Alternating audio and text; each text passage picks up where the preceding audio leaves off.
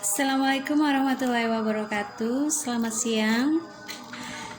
Perkenalkan, saya Utia Rizky, mahasiswa semester 2 Universitas Terbuka, Fakultas FKIP, Prodi PG PAUD.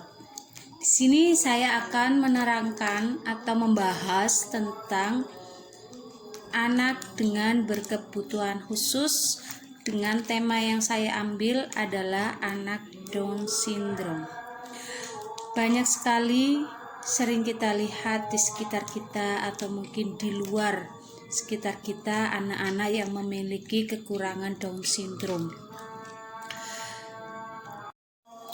Down syndrome sendiri itu adalah kondisi bawaan yang disebabkan oleh adanya kromosom tambahan di kromosom 21 saat anak-anak masih berada di dalam rahim, yang menyebabkan anak-anak itu mengalami gangguan dalam perkembangan serta mempengaruhi tumbuh kembang mereka dan karakteristik mereka.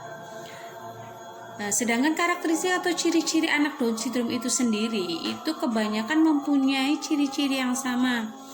Misalkan dalam fisik mereka mempunyai fisik yang sama antara penyandang satu dengan penyandang Down syndrome yang lain. Berikutnya, saya akan menayangkan sebuah video tentang pembelajaran dengan siswa Down syndrome. Kebetulan siswa ini adalah siswa saya sendiri yang menyandang status Down syndrome. Mari kita lihat videonya. Rizky bikin apa? Bikin mobil ya? Oh iya, pasang dulu.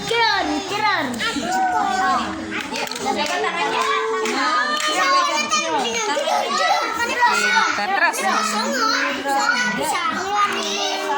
Iya, bagus. Kita pasang lagi. Kebalik sayang, kebalik. Iya, oh kok pinter banget sih ya. Udah tahu kebalik ya. Iya lagi. Pasang lagi, Nak. Ayo. Bikin apa? Satu lagi. Itu tinggal satu. Ini belum ini. Jadi apa? Mana?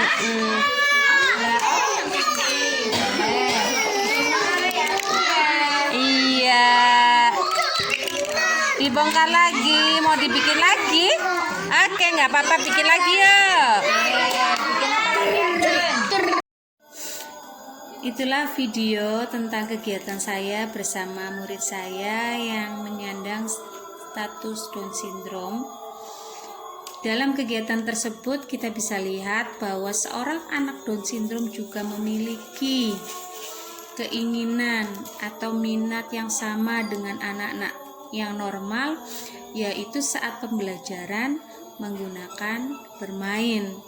Karena selama saya memegang anak tersebut, kalau kita hanya menggunakan metode pembelajaran yang monoton, yang hanya menggunakan buku atau pensil atau sekedar krayon saja, itu tidak bisa untuk anak Down syndrome. Anak-anak Down syndrome ini cenderung untuk langsung praktek, langsung menggunakan fisik, langsung melibatkan mata mereka, penglihatan mereka, tangan mereka. Di situ mereka baru akan tertarik, baru mereka akan bisa mengikuti kegiatan yang sudah kita rancang. Dan anak-anak Down syndrome ini memang harus ada penanganan khusus, tidak bisa kita samakan dengan murid-murid normal yang lain. Bahkan kita harus perlu waktu yang khusus untuk menangani mereka. Sulit sekali saat kita menangani murid kita yang normal berbarengan dengan menangani anak-anak Down syndrome ini. Jadi strategi yang saya gunakan adalah saya akan menangani anak ini, penyandang Down syndrome ini, saat saya selesai menangani anak-anak normal yang lain. Di situ saya bisa fokus, saya bisa mencurahkan perhatian kepada dia, karena dia tahu kalau saya perhatian sama dia, kalau saya fokus sama dia, dia akan mengikuti saya. Dia akan merasa nyaman, merasa bahwa kita itu menganggap mereka, kita itu sayang sama mereka. Mereka tahu, mereka peka akan perasaan. Tapi memang perkembangan bicara mereka, perkembangan fisik mereka, perkembangan kognitif mereka memang sangat lamban sekali dibandingkan dengan anak-anak normal yang lain. Penanganan bagi anak-anak Down syndrome ini itu ada beberapa macam. Antara lain satu, fisioterapi. Di sini fisioterapi ini merangsang fisik dan motorik mereka yang lamban. Dari fisiknya saja, anak 7 tahun Down syndrome akan berbeda fisiknya dengan anak 7 tahun yang normal.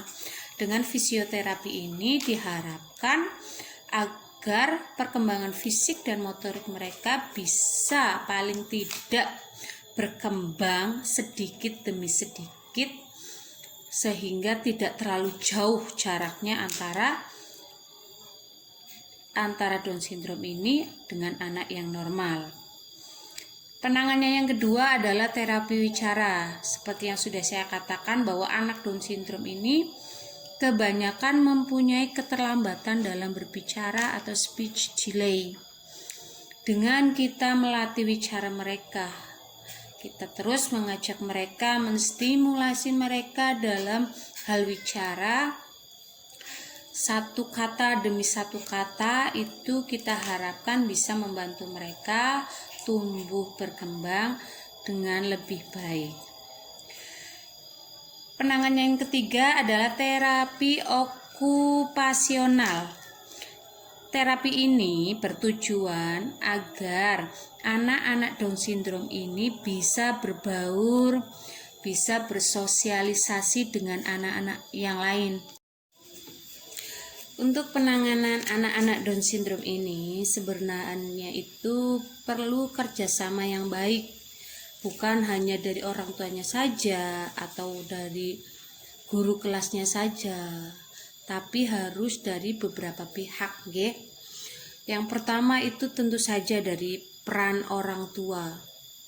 Yang kedua dari guru kelas yang selalu senantiasa mengenalkan atau mendidik mereka. Yang ketiga dari dokter atau terapis yang bisa mengontrol kesehatan mereka dan bisa mengatur pola hidup mereka, sehingga perkembangan anak-anak dengan penyandang Down syndrome ini bisa berkembang dengan baik, bisa terus sehat, karena pastinya anak-anak Down syndrome ini mempunyai kesehatan yang lebih rawan dibandingkan anak-anak yang normal. Nah, itulah penyampaian dari saya tentang anak penderita Down syndrome. Semoga dari video atau pemaparan saya tadi bisa diambil manfaat, bisa diambil kesimpulan.